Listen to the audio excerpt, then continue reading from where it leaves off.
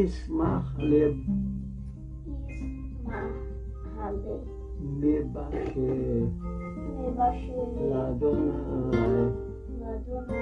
גירשו אדוני ועוזו בקשו פניו תמיד זכרו נפלאותם אשר עשה מוכתב ומשפטי פיו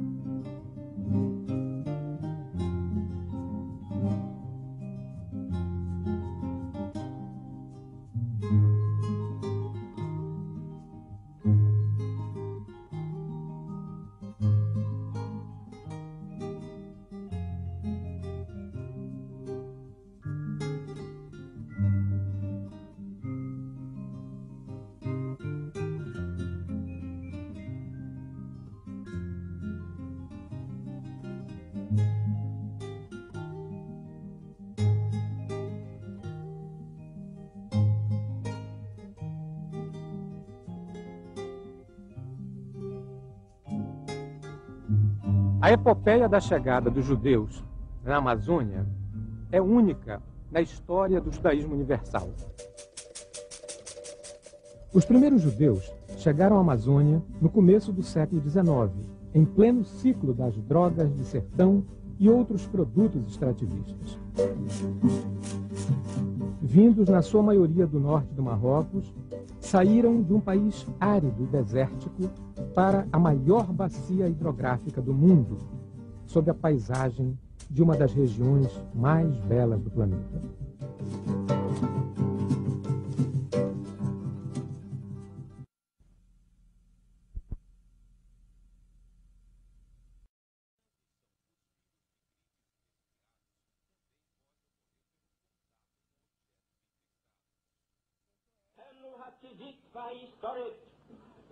ועל יסוד החלטת עצרת האומות המאוחדות אנו מכריזים בזאת על הקמת מדינה יהודית בארץ ישראל, היא מדינת ישראל.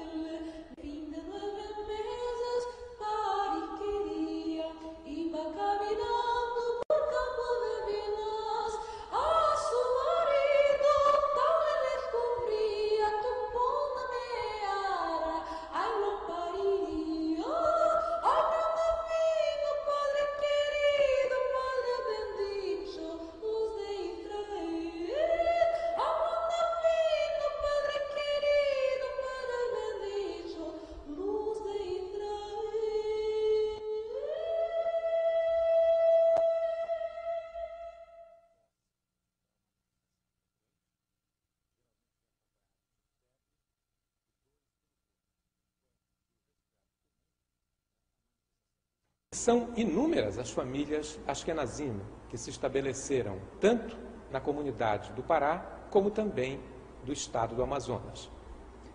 Além do senhor Kislanov, Manuel e Jacó, os Pinhakov, Kabatsnik, Berman, Unger, Raskovski.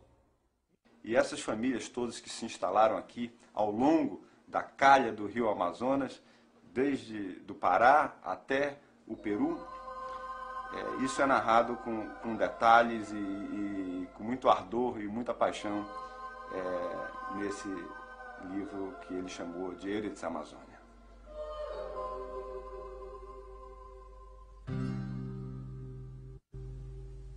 Eretz, Eretz, Eretz, Eretz תכול עיניו, והשמש לה כדבש וחלב.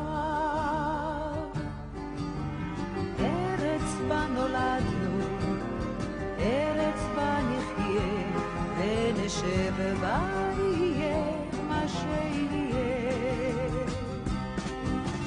ארץ שנאהב, היא לנו אם ואב, ארץ של העם, ארץ לעולם, ארץ בה נולדנו, ארץ בה נחיה, יהיה מה שיהיה, יהיה מה שיהיה.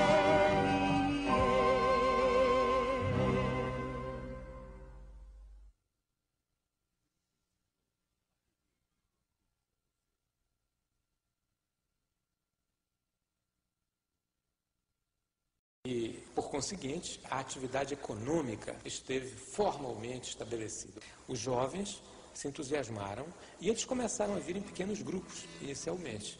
Ao completar o Bar Mitzvah, ou seja, ao completarem 13 anos, depois dessa cerimônia que representa a maioridade religiosa, muitos desses jovens começavam a se despedir das suas famílias e se programar para vir ao Brasil, para vir para a Amazônia. Depois de longa e cansativa viagem, chegavam ao Brasil os primeiros judeus marroquinos. Eram jovens aventureiros que aceitaram o desafio, seguindo para o interior da Amazônia, como aprendizes, empregados, balconistas e vendedores ambulantes, contratados por aviadores prósperos de Belém, que deram a primeira oportunidade aos judeus que acabavam de chegar à nova terra.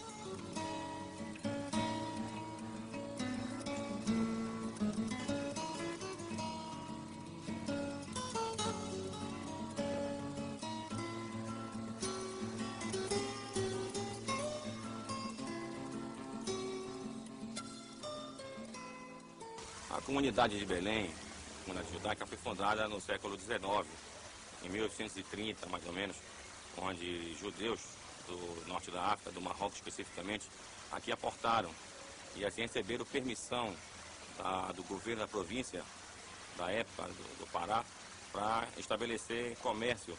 E várias famílias de judeus do Marrocos vieram para cá. Só que em seguida se formou duas sinagogas. E muitos perguntam por que duas sinagogas numa só comunidade. É porque no Marrocos já existiam judeus que moravam lá há mais de 1000 anos e tiveram aqueles judeus que foram expulsos da Espanha pela Inquisição e desceram também para o Marrocos. Estes, quando chegaram, falavam, além do hebraico, o espanhol. Então tinha diferença com aqueles que eram naturais realmente do Marrocos.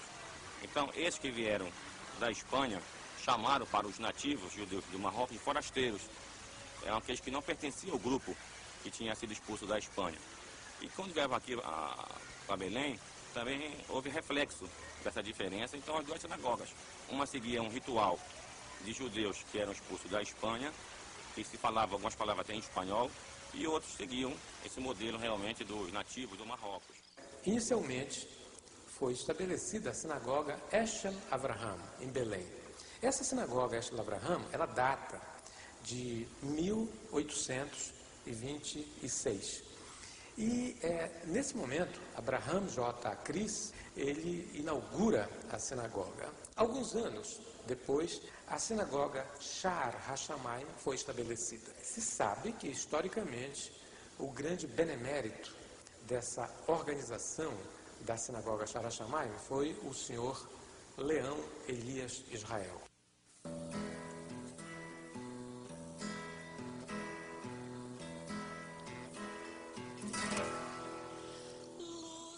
Mesmo antes das primeiras sinagogas, as práticas religiosas não foram abandonadas. Ainda receosos com o antissemitismo, já que o Brasil não permitia a liberdade religiosa nessa oportunidade, os judeus reuniam-se em casas particulares, que por imposição imperial não poderiam funcionar como templos, mas de modo íntimo e doméstico.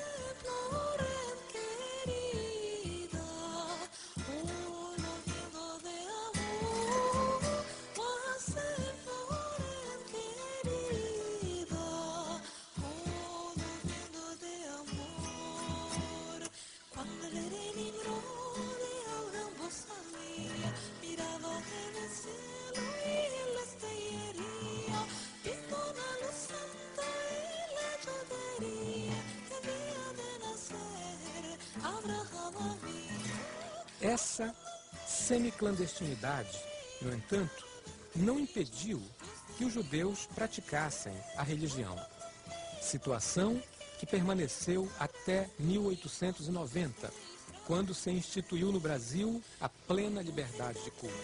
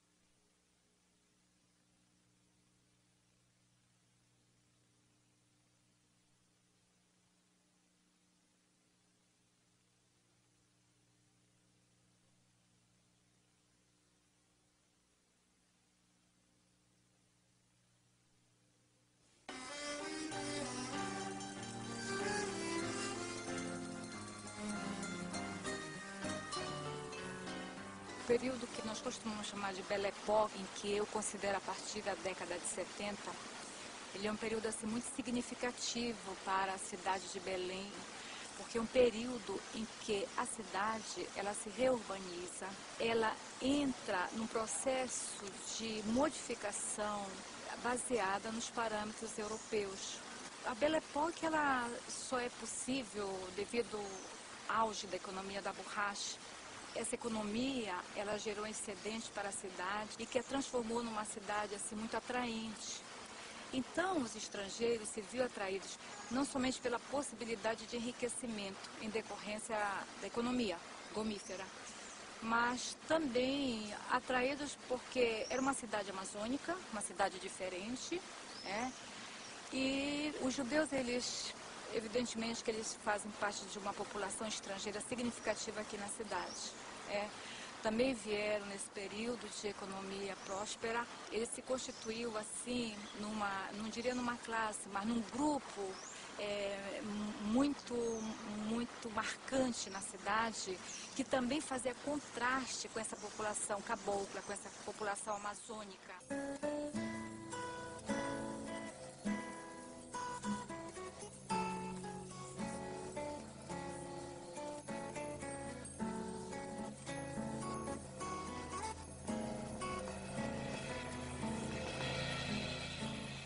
A partir de 1850, nos anos dourados do ciclo da borracha, começa uma outra fase de migração judaica para a Amazônia. Os judeus do Marrocos começam a receber cartas e chamados de seus parentes, contando as vantagens da terra e a fortuna que estava ao alcance de muitos. Desta vez, ao contrário de seu início, quando vieram apenas homens retirantes, agora a migração era composta por famílias, que, diferentes de outros grupos que vieram para o Brasil, já mostravam o desejo de permanecer na Amazônia.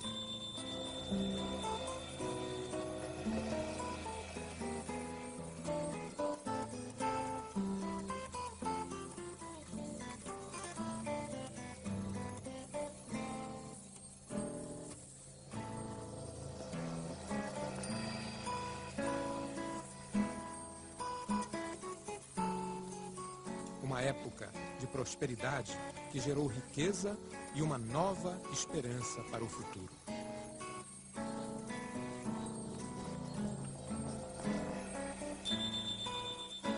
O meu pai, Zacarias Amescani, nasceu na cidade de Salé, Marrocos, no dia 20 de janeiro de 1890. Aí, com 18 anos, o meu pai, acompanhado de outros judeus também que se dirigiam para cá, para o Brasil, também veio para cá em 1908. Tá? Bom, aqui, chegando, tinha uma casa que era uma sinagoga e também era uma república, lá na rua Gaspaviana, entre a Presidente Vargas e a Macedo Costa, aquela praça. Bom, ali naquela casa, funcionada na sinagoga, muitos judeus também chegavam lá. E por isso, um senhor chamado Salvador, de Moaná, na cidade de Moaná, também se hospedou lá e conheceu meu pai. E acabou levando meu pai para Moaná para trabalhar numa loja de panificação de doces e pães.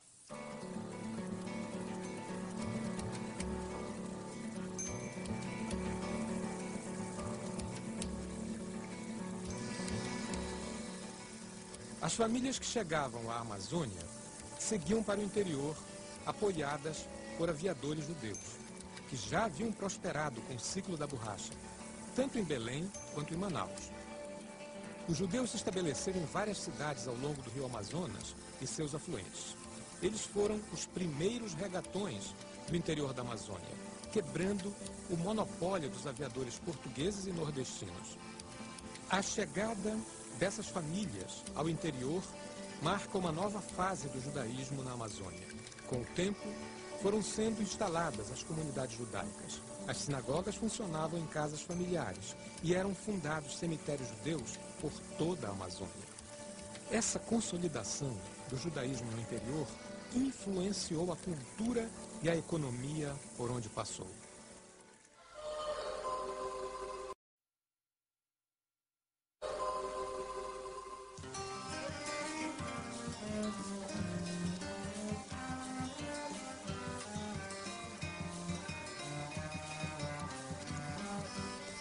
O Forte Pau-X, fundado pelos portugueses em 1697, na parte mais estreita do rio Amazonas, como forma de proteger os domínios da coroa de invasores, deu origem ao que primeiro chamou-se Missão de Santana, e que posteriormente, em 1758, receberia o nome de Vila de Óbidos.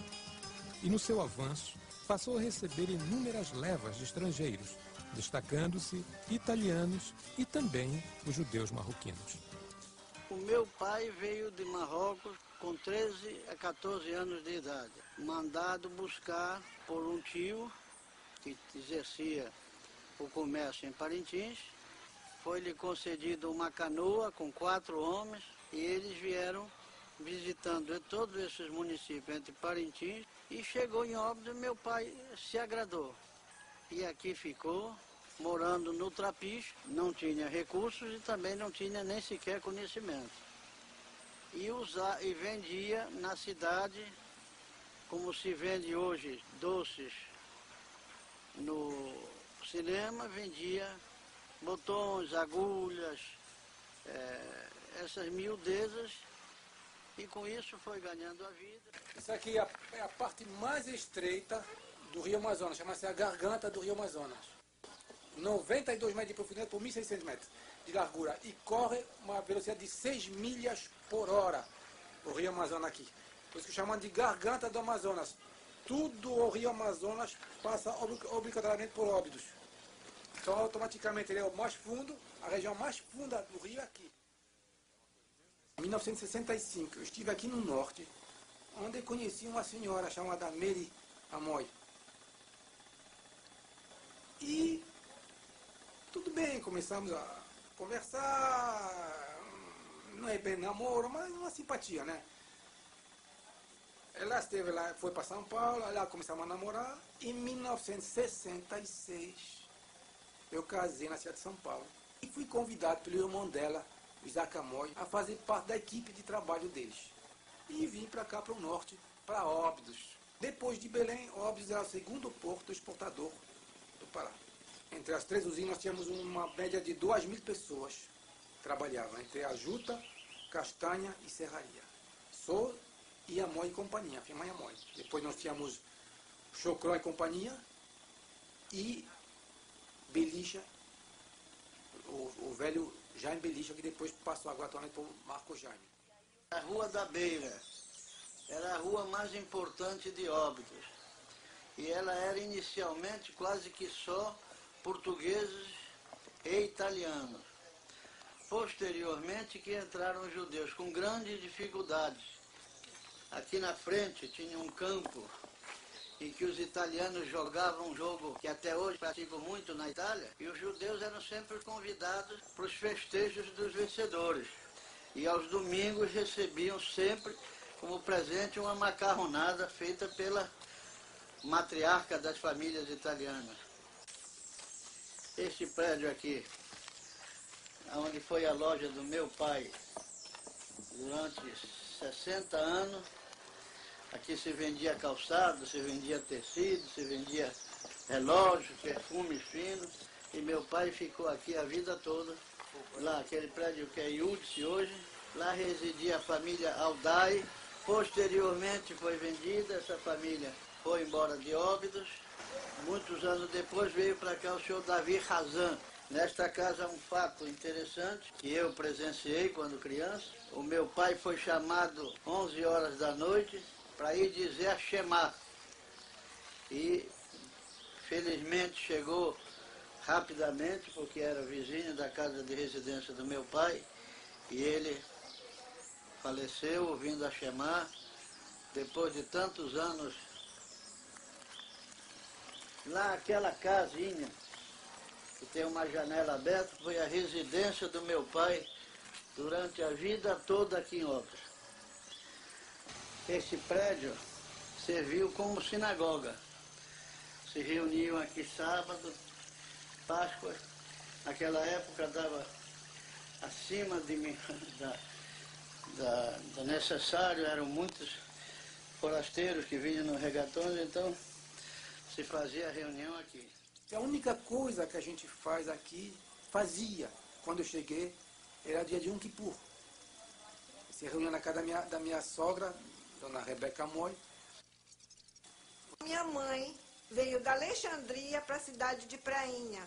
O pessoal que vivia em Prainha eram pessoas muito atrasadas naquela época e se admiravam muito dela. Tudo que ela usava, porque você sabe que nos países árabes, de qualquer maneira, mesmo no centro, as joias são muito usadas. E ela tinha muitas joias, muitos brincos. E ela usava. O pessoal da cidade começaram a chamá-la de Dona Rica, quer dizer, a Dona Rica. E que a mamãe não se incomodou com isso, porque o nome Rebeca era pouco usado, ninguém conhecia. E ficou Dona Rica, até no final da vida dela, ela foi Dona Rica. Você sabe que a vida não é feita só de trabalho, né? E os nossos patrícios, todos tinham um momento para brincar, para gozação. Bom, nós tínhamos aqui um patrício que, dia de Kippur, ia para as nossas cerimônias todo novo. Impecavelmente, roupa nova, sapato novo, isto todos os anos. No outro dia, ele já no começo, começava a atender os fregueses. E um falava que precisava de um sapato bom, folgado, que não dê calo, perfeitamente. Eloy, que era o funcionário de confiança, vai buscar aqueles que tem lá em cima, que são os sapatos só para freguês especial. Era o sapato que ele tinha usado. Colocava no pé do caboclo, às vezes dava o dobro do pé. Mas aí ele riscava um pouco e dizia, tá batendo algum calo? Não, então tá bom. Deixa aí mesmo assim, folgado, que tu vais andar muito. E assim ele ia vendendo peça por peça. E nós nos perguntávamos por que ele não precisava.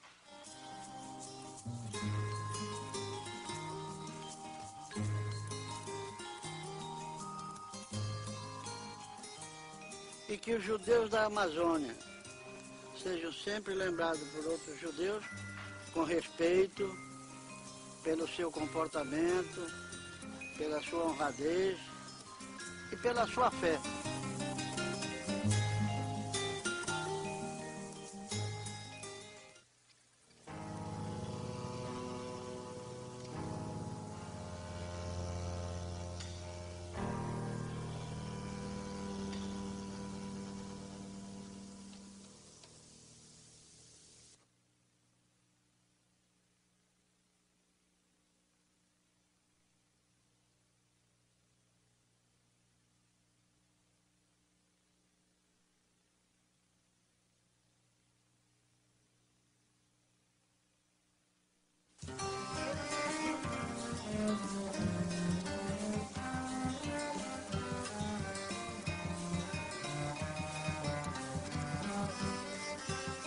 Francisco Xavier de Mendonça Furtado, que era irmão do Marquês de Pombal, foi incumbido de vir oficializar os povoados portugueses da Amazônia. Então, na época, criou Barcelos, que transformou-se na primeira capital do Amazonas. Depois, Borba, a vila de Borba, que hoje é cidade. E a terceira vila foi Vila de Serpa, que é hoje Itacoatiara. Desde a fundação do município, em 25 de abril de 1874, vários administradores já passaram, né, pelo Poder Executivo Municipal.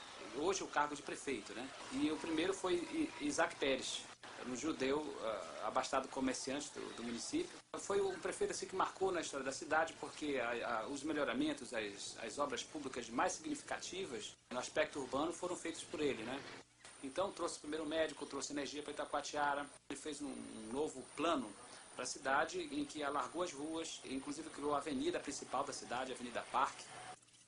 E o Isaac notou que a igreja nunca terminava, então ele fez um pedido, um ofício ao governador da época, pedindo recursos, e ele, com recursos próprios também da prefeitura, destacou uma receita para o término da igreja. Colaborou muito para o engrandecimento da religião judaica no município, mas também para a religião católica. E de certo que, junto a Isaac Pérez, também veio uma grande colônia judaica para Itacoatiara, né?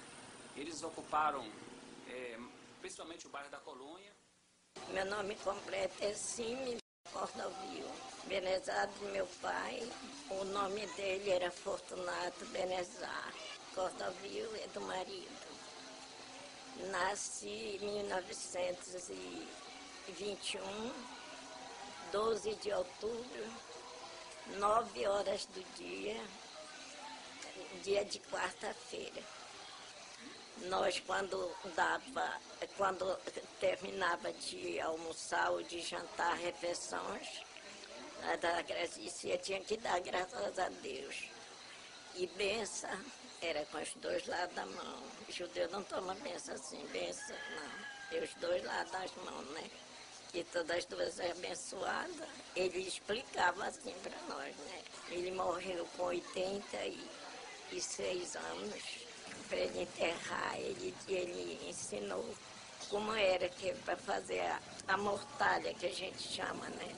Não é cortada com a tesoura, é rasgada. Você enfia a agulha, não é dado ponto, não é dado na máquina para mandar fazer. Que não tenha que fazer, os filhos podem fazer, né? Ele dizia, minha filha, se não tiver quem faça minha mortalha, vocês podem fazer, ensinar, e costurar, dar um ponto graúdo, rasgada a mortalha. E são 8 metros de murinho o linho, né? Deu toda essa ciência. E quando você botar, não se põe um defunto na mesa, é num canto. Aqui se põe um cortinado para não estar adorando aquele morto. E só entra lá 2 pessoas da família para ir acender as velas, um no pé, outro na cabeça, né? Tudo isso ele ensinou. E sim, a aluna telefonou para Manaus, tinha uns judeus franceses que tinham chegado do Rio, e eles vieram fazer o enterro do meu pai. fizeram. Chegou na hora do cemitério, fazer a cerimônia, né? Lavar as mãos, fazer aquela oração, todos lavar a mão, sacudir aquela água das mãos. Outros jogam terra e dizia que era pecado. A gente joga a terra do morto em cima dos próximos da gente. Não faça isso, minha filha. Você já tem um cachorro, você não faça isso. Então lavou as mãos, aquela pessoa lavou, ela morreu, né? Lavou as mãos, sacudia em cima do... E a sepultura é diferente, né? Tem um assoalho de todo Itaúba. Eu digo que até hoje está, porque meus irmãos mandaram tirar, compraram umas boas tábuas de 4 dedos de grossura. E quando você chegar em casa, a primeira coisa, se não tiver ovos em casa, você compra e leve. Cada um dos filhos bote para cozinhar o ovo, tudo junto, né? Quando é para comer, você não coma com sal. Veja como era os judeus antigamente, né? Você encosta na cinza um pouquinho e como aquele ovo. Cada um come um. Agora, a ciência, eu não perguntei o que foi, porque eu era assim, eu gostava de perguntar as coisas do papai, né? E às vezes ele se aborrecia. Para que tu quer? Para que tu quer saber, minha filha? Meu papai, eu quero ser meu pai, eu quero saber como é.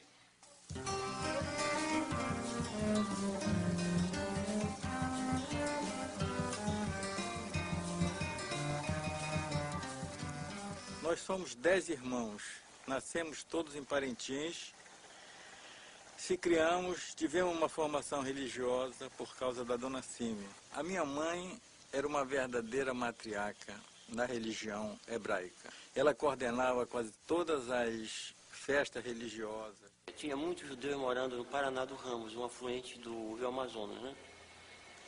Toda a região. Então, pessoas incitaram os caboclos para saquear como se judeu fosse coisa ruim. Principalmente comerciantes judeus que prosperavam. E aonde o meu pai tinha um empregado, né? Contado pelo meu pai, isso me lembro perfeitamente. Tinha um empregado e o empregado pede uma embarcação que o meu pai tinha, chamava de galhota, uma embarcação que pegava 6 toneladas, para ir a uma festa. Meu pai cedeu a embarcação de remo. Qual foi a surpresa do meu pai? 3 horas da manhã, meu pai tinha entre 18 e 20 anos, contado por ele. O empregado bateu a porta, era ele e mais 100 homens para saquear. E meu pai ficou sem nada, veio embora para Parintins. Era comerciante em Parintins e tinha bom relacionamento com a esfera fiscal. Um ano eu recebi um telefonema do diretor de fiscalização que estava vindo 2 fiscais de origem árabe, que queriam que eu providenciasse alojamento, transporte. Antes disso eu fui na casa do seu Irias Assayag, também judeu, pedi para ele que ele desse alojamento para os fiscais. O navio chegou, foi apanhar os fiscais no porto. Aí, qual é o hotel? Eles me perguntaram, digo, na casa de um amigo. Aí botei ele no carro, alojei tudinho, eles ficaram tudo direitinhos. E disse assim, você tem uma pessoa para alugar um carro? Eu disse, não, está aqui o meu. Aí entreguei a chave para ele e eles ficaram o fim de semana rodando, conhecendo a cidade. Quando foi de segunda-feira que eles foram trabalhar, e chamaram o chefe e perguntaram para o chefe quem eram os judeus de Parintins que tinha comércio, que era uma pessoa que eles não suportavam, que eles queriam deixar pão e água. Aí o chefe chamou e disse para eles, os 2 judeus que existiam, era aquele que foi te buscar no porto e o que está morando na casa dele. São os únicos 2 que tem em Parintins. Aí ele ficou e disse, meu Deus, os dedos não são iguais, viu? E ficou decepcionado. Depois eu vim saber dessa história quando os fiscais viajaram. Por sinal, nos deu um bom tratamento, fez uma fiscalização condigna, sem perseguição, sem nada.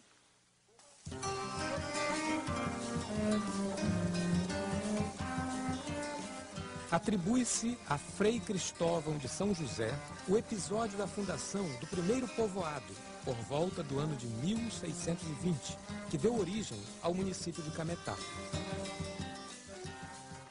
Eu lembro claramente na minha mente que a primeira rua da cidade era o comércio. E ali era constituído de hebraicos, árabes e eu enumero mais ou menos as famílias. Elias Ben Muyal, Maurício Elahá, Abraham Foinquinos.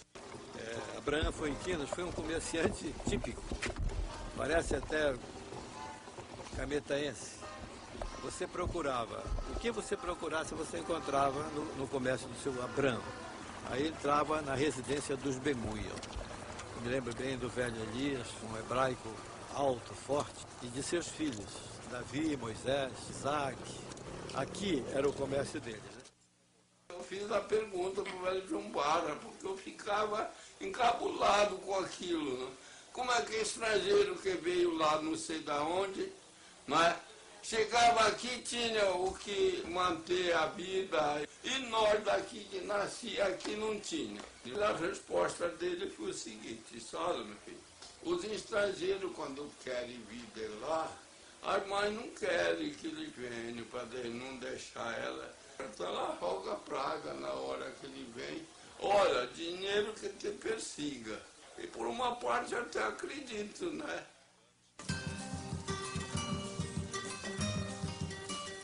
Cametá foi uma das cidades mais importantes para a presença judaica na Amazônia. Considerada a maior comunidade do interior, foi a única cidade, além de Belém e Manaus, a possuir uma sinagoga. Aqui faziam-se as reuniões da colônia hebraica, sinagoga, que o rabino era o velho Abraham Ben Simon. Aqui morava uma velha chamada Felicidade, que tomava conta do casarão. Era a avó dos Azancó.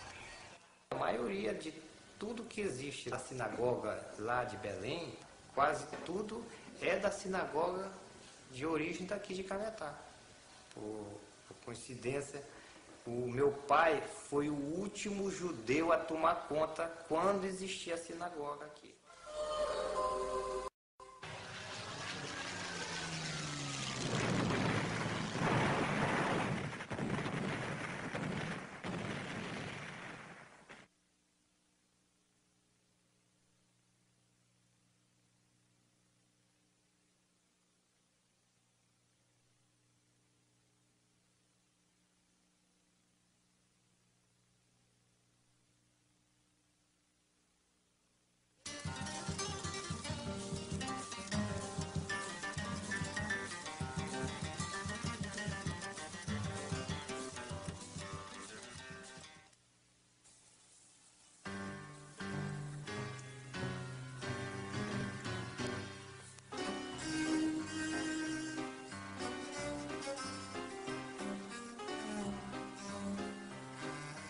A partir de 1920, a economia da Amazônia entra em crise.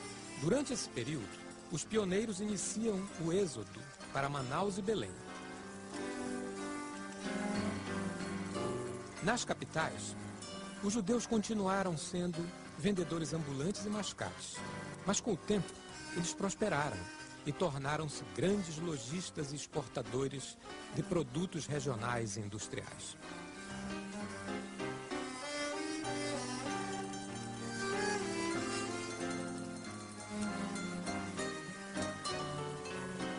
Quase todos os judeus da época, da minha infância, trabalhavam no interior, como regatão. Aquilo que os nossos fizeram no passado, eu vim fazer bem agora. Hoje eu não compro produto, eu vendo produto. E os judeus daquela altura, para os nossos antepassados, eles compravam, eles eram compradores de produtos regionais, borracha, e eu sou vendedor de produto manufaturado. O mascate da era moderna. Isaac Benaim Sabá, meu pai, foi um grande judeu amazônida, neto de imigrantes marroquinos. Ele nasceu em Cametá em 1907 e em 1922 deslocou-se para Manaus, onde então começou o seu trabalho como empresário amazônida. Meu pai teve o merecimento, a zehut, de ter tido muitas carreiras de sucesso. Uma delas foi como professor universitário. Durante mais de 50 anos, ele lecionou na Universidade Federal do Amazonas, lecionou Direito, lecionou Economia, posteriormente criou uma matéria intitulada Introdução à Amazônia, uma matéria especialmente criada para que ele ensinasse tudo o que ele sabia sobre a Amazônia para os muitos alunos que teve. Nos anos 40, terminada a guerra, ele vendeu os negócios de borracha e aí se iniciou na indústria de distribuição de derivados de petróleo, fundando a firma IB Sabah, distribuidora de petróleo, no ano de 1948. Em 1952, ele conseguiu do governo brasileiro uma permissão para construir uma refinaria de petróleo em Manaus.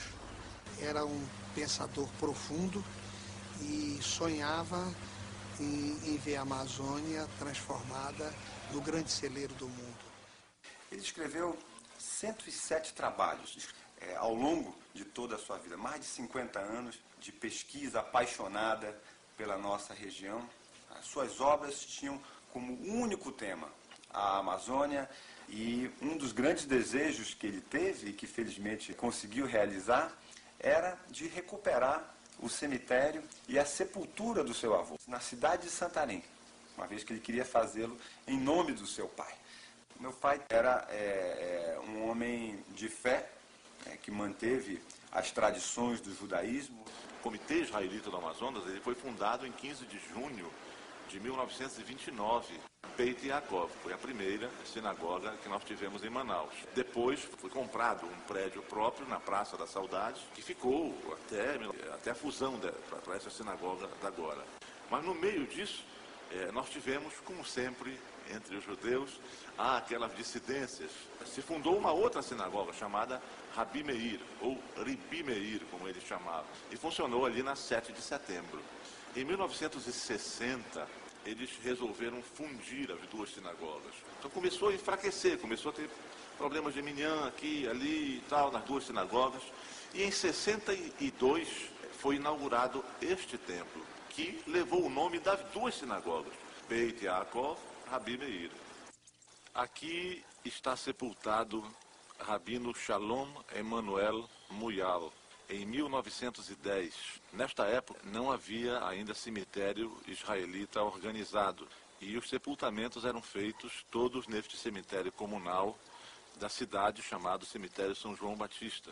Então, a partir daí, a sua sepultura passou a ser objeto de peregrinações de pessoas da cidade de Manaus, não exatamente da comunidade judaica de Manaus, que acreditavam que o rabino operava milagres. Na realidade, a gente sabe que não é isso. Dentro do judaísmo não tem isso. E a história tinha se extrapolado o mundo todo conhecia essa história do rabino milagreiro, o santo judeu de Manaus. No governo Menachem Begin, em Israel, o vice-ministro de comunicações deste governo, Eli Muyal, sobrinho do rabino Muyal, ele escreveu tentando trasladar os restos mortais do seu tio para Israel.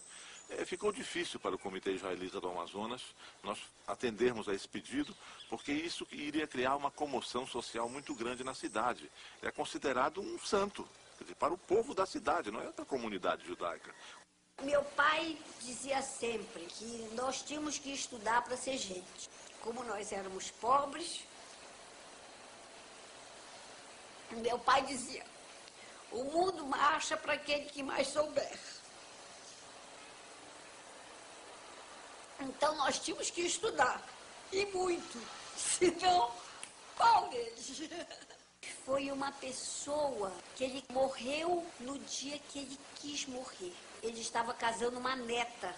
Aí chamou o Samuel e disse: meu filho, se eu não conseguir sobreviver o dia 22, você está autorizado, como bom judeu, ele disse, você está autorizado a fazer uma festa, dançarem, pularem, fazerem o que quiserem, porque é sua única filha mulher.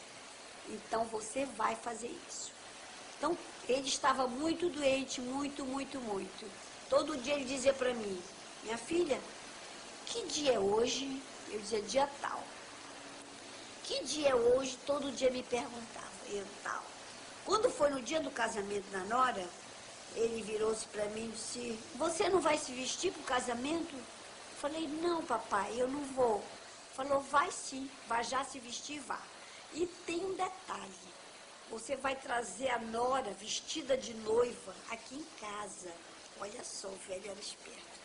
Que é para eu poder abençoá-la. Quando eu voltei, eu trouxe a nora e o Wilco. Aí ele disse, agora sim. Agora eu estou sabendo que estão casados. Abençoou e disse, eu não permito que ninguém participe da minha morte para vocês. Porque vocês estão casando, felizes, vão para a lua de mel e me esqueço. Meu filho vai rezar por mim. Assim foi. Ele morreu no dia que quis. Aí, quando nós voltamos do casamento, ele disse, pronto, agora eu quero descansar. E ele morreu. Ele mesmo fechou os olhos dele, botou a mão aqui, traque.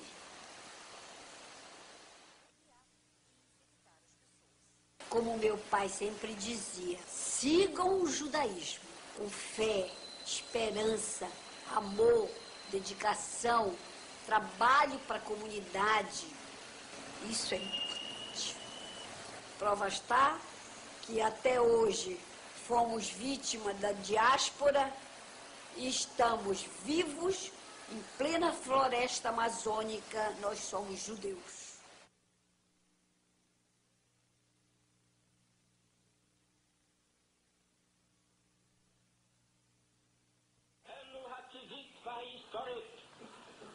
ועל יסוד החלטת עצרת האומות המאוחדות אנו מכריזים בזאת על הקמת מדינה יהודית בארץ ישראל, היא מדינת ישראל.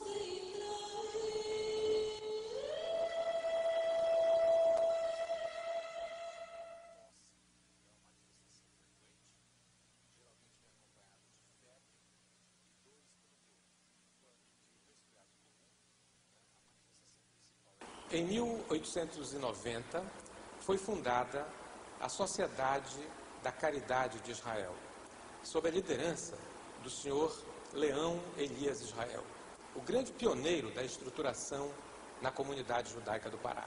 A partir dessa entidade, todas as outras tiveram continuidade até chegar ao Centro Israelita do Pará, que é a entidade máter da comunidade judaica do Pará.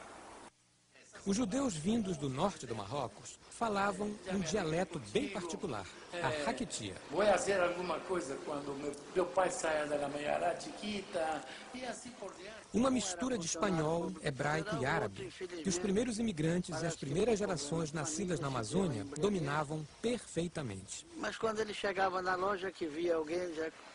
Chocron, cuidado com esse ralampão. Esse manzeiro está te perturbando aí dentro. Em 1940, se inaugura a sinagoga Shar HaShamayim, orgulho da comunidade judaica da Amazônia. A sinagoga Shar HaShamayim teve vários benfeitores. E é importante se destacar a figura do senhor Jacó Messó Ben Zekri Zichrono Libraha. o meu pai, que teve a honra também, acho que foi uma honra para ele, para toda a família, de trazer um arquiteto italiano, Ugo Furini, que em 1932, junto com uma planta que ele havia trazido de uma sinagoga igual existente na Itália, mas foi inaugurada em 1940, e o interessante dessa história é que Mussolini, que era quem reinava na Itália, quem presidia a Itália estava em guerra com a Abissínia, hoje Etiópia, e mandou chamar este arquiteto. Então, quem completou a obra foi o Dr. Judá Eliezer Levi, que teve também, nós chamamos o Zerhut, a honra de construir 3 sinagogas, a Darcy Prestes, Manuel Teodoro, a Écio Abraham Campos Salles e a de Manaus. Eu acho que poucas pessoas no mundo, não sei se algumas outras, teriam tido essa oportunidade de construir 3 sinagogas durante a sua vida. Nesse mesmo período, em Belém, houve um esforço também dos fiéis. No final dos anos 40, início dos anos 50, foi inaugurada a sinagoga Eshel Abraham. Rabino Ramon é uma pessoa diferente, única. Para aquele que pesquisa o ser humano, ele era uma fonte inesgotável de pesquisa. Ele era rabino, sofer, ou seja, ele escrevia, era moel, fazia circuncisão, e de quebra, shochet, ou seja, aquele que faz o abate ritual para a alimentação kasher. Era um especialista, inclusive, em kasherut, chegando ao ponto de ser nomeado pelo rei do Marrocos para fiscalizar a alimentação kasher nos navios. E foi um privilégio este homem vir para o Brasil. Ele era um cientista de tudo, da mística, do mistério, da lei. Era um gênio. A próxima década é acompanhada de uma grande transição. A transição entre a atividade econômica e comercial como grande foco dos membros da comunidade para a busca do envolvimento acadêmico e da entrada nas universidades. Dessa forma, a partir de 1950, se inicia um novo ciclo. É o ciclo do envolvimento cultural, acadêmico e universitário da juventude judaica. Eu tenho a impressão que já nessa época eram cidades mais desenvolvidas, Rio, São Paulo, não é? Porque décadas antes, quando na França, na Europa, se dizia eu vou para o Brasil, me perdoem, não é modéstia, mas era para o Pará ou o Amazonas, em função da borracha, o ciclo da borracha, que realmente enriqueceu esta região. Haja visto as construções, os palácios que aqui e em Manaus foram construídos. Realmente, esse foi o motivo principal da vinda, vamos dizer, até de muitas famílias de Marrocos e de outros locais para cá, para o norte. E depois eles foram para o sul, porque realmente, principalmente aqueles que se formavam, tinham um mercado maior, mais amplo. Então, logicamente, a possibilidade de melhorar de vida seria mais fácil por lá. E realmente isso aconteceu. Já também nossa comunidade tem também algumas famílias que vieram do leste europeu, famílias ashkenaziot. E elas, não eram em grande número, falavam ídis. E tiveram que se integrar junto à comunidade, até pela ausência de uma comunidade maior, ashkenazi. Mas eles se integraram, faziam parte da comunidade, dirigiam também, muitas vezes, a sinagoga, de modo que nunca teve problema na relação de Sefaradi e Ashkenazi em nossa comunidade. São inúmeras as famílias ashkenazim que se estabeleceram tanto na comunidade do Pará, como também do estado do Amazonas. Além do senhor Kislanov, Manuel e Jacó, os Pinhakov, Kabatsnik, Berman, Unger, Raskovski. E essas famílias todas que se instalaram aqui ao longo da calha do rio Amazonas, desde do Pará até o Peru, isso é narrado com detalhes e com muito ardor e muita paixão nesse livro que ele chamou de Eretz Amazônia.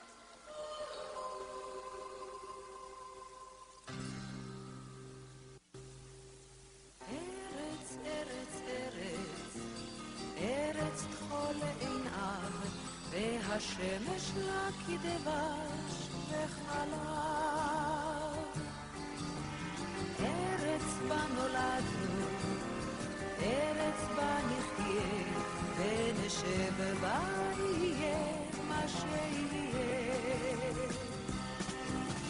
ארץ שנאהב, היא לנו אם ואב, ארץ של